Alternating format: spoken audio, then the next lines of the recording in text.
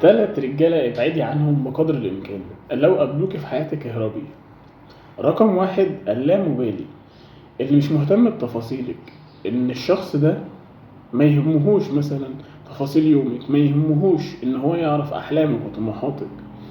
شخص ما يهتمش بمشاعرِك، ما يهتمش بالألم، ما يهتمش إن هو عايز يعرف مثلًا قصة حياتِك، عايز يسمعِك. شخص لا مبالي، مش فارق معاه إيه اللي بيحصل أصلًا معاكِ. فده رقم 1 ابعدي عنه. رقم 2 ودي حاجة مهمة جدًا، الشخص المتزوج ولكن عايز يوصل لِك بأي طريقة. الشخص المتزوج وعايز يوصل لِك ده هو شخص خاين لأهله، خاين لبيته، خاين لنفسه شخصيًا.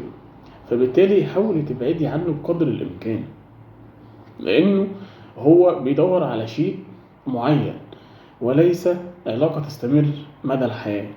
فحاولي تهربي منه. أما الشخص الثالث وهو اللي فاكر نفسه محور الكون، إن هو مفيهوش ولا عيب ولا نقص، ودايما أي نقاشات هو اللي عايز يفوز بيها، عايز يفكر إن هو دايما الكسبان، أي نقاش يبقى فيه فايز وخاسر. فحاولي تبعدي عن ال3 أشخاص دول.